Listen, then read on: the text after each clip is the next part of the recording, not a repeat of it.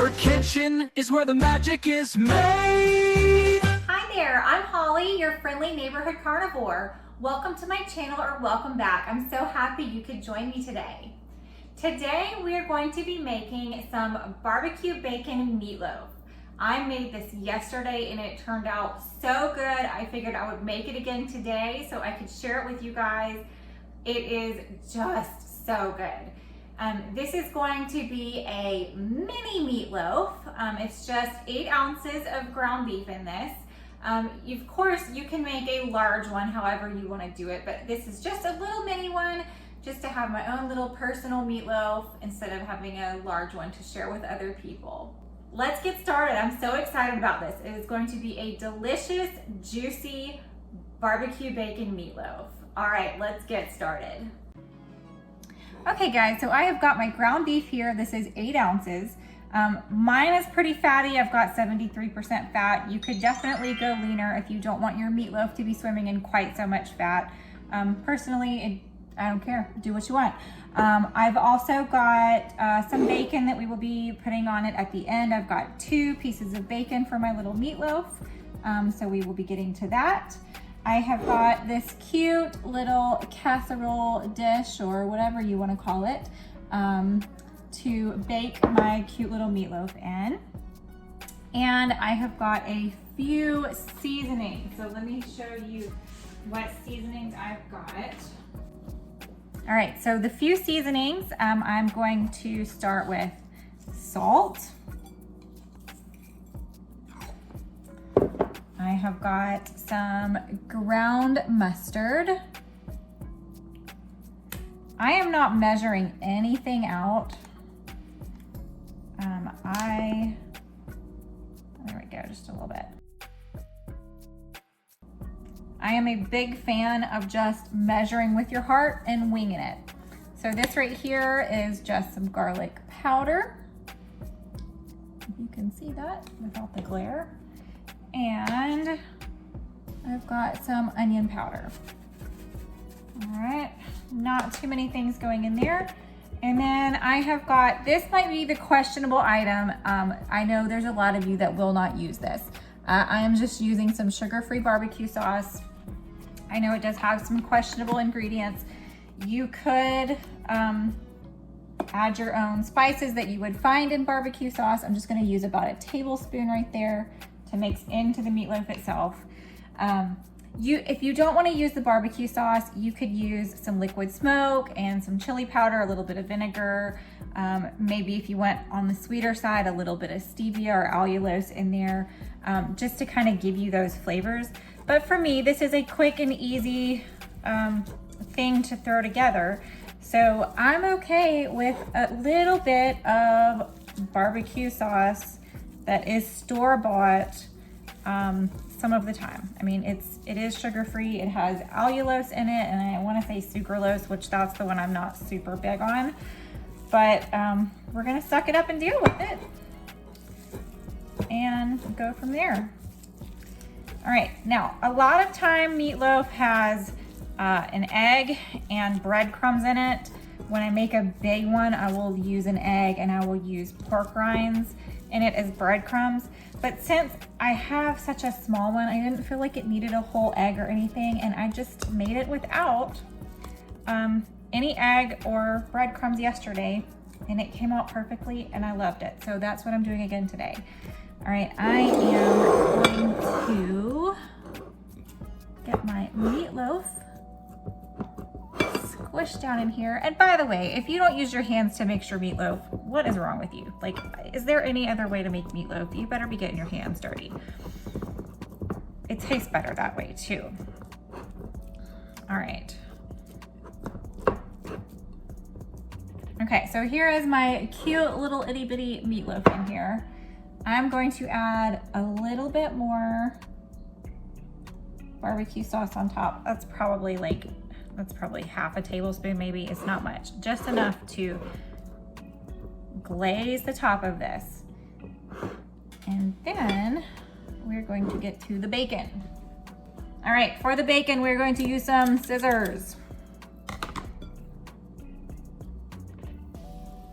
I think, let's see, How long is that? You know what? I think I'm gonna actually cut this. Well, yeah.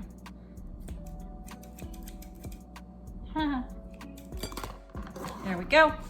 All right. So we are going to take our pieces of bacon.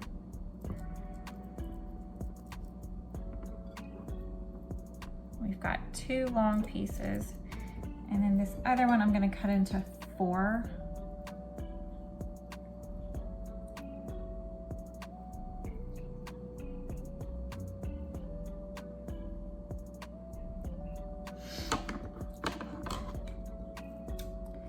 And we are going to get fancy with our bacon. And we are going to do a quick basket weave.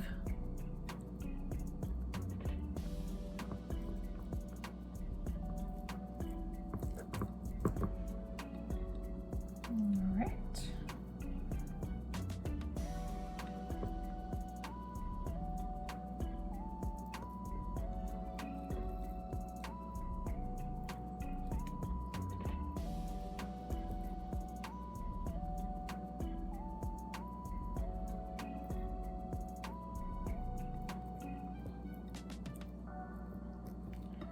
We're just going to tuck any extra little ends of bacon right in there.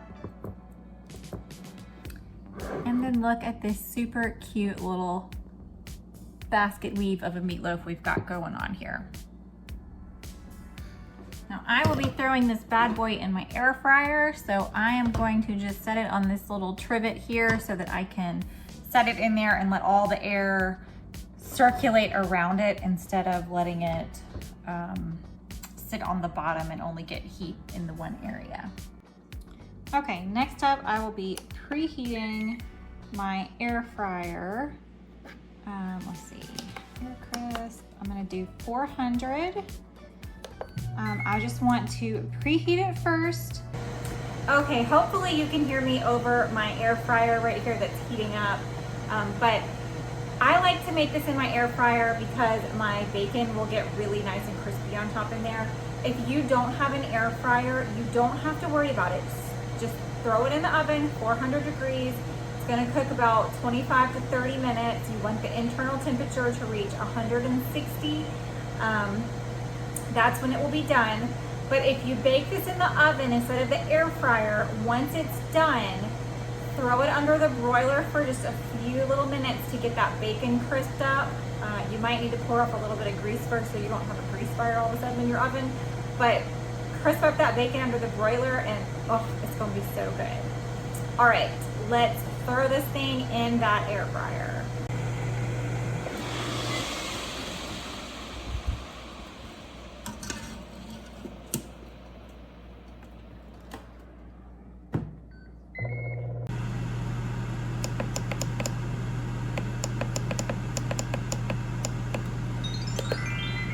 .25 minutes on the clock. Okay guys, it is all done. Oh, look how good that looks. That bacon got nice and crispy. I am actually going to let this rest. I have an errand to run and I would like it to sit for a little while and let some of that fat kind of solidify in there a little bit before I dive into it anyways. So I'm going to run an errand and then I will be back for a taste test. Okay guys, I am back. That took way longer than I planned. I thought it was gonna take me maybe 30 minutes and it's been, I think, a little over an hour now. But the meatloaf, the container is still warm. All right, it's still warm to the touch, so I'm just gonna go ahead and pull it out and go for it. But the fat, it's definitely solidified a little bit in there. It's still a bit liquidy, but we are going to try this meatloaf. Okay, this looks so good and I am hungry. I am not even going to take this anywhere else. I'm going to sit right here at the kitchen counter. There's my fatty. I'm gonna pour some of that back on top. Yum. All right, there's our meatloaf. All right, so let's cut this bad boy open. Yum, yum. The bacon is so good and crispy. The meat is nice and juicy.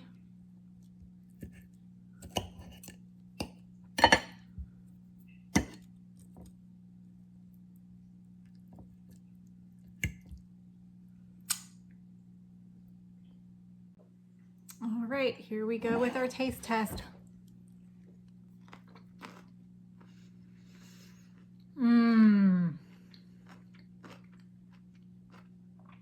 This is so good.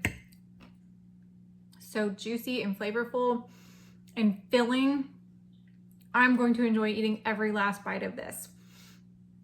Make sure you guys do all the YouTube things for me. Make sure you'll leave a like, hit that subscribe button and that notification bell so that you're notified next time I have something yummy that I'm cooking up. And make sure you'll leave a comment for me. I love talking to you guys in the comments. Feel free to come find me over on X or on Instagram where I post what I eat every day. You can follow me over at X at Carnivore Friend. You can follow me over at Instagram at Friendly Neighborhood Carnivore. And until next time, I'm gonna be eating this meatloaf and I will see you guys later. Bye. She's the friendly neighborhood carnivore with a talent for cooking up a meaty uproar. From juicy steaks to sizzling ribs galore, she'll have you coming back for more. Fellas, smash that like button. She's the carnivore cooking queen. On your screen, bringing the meaty scene. Come on over and join the team for a culinary dream.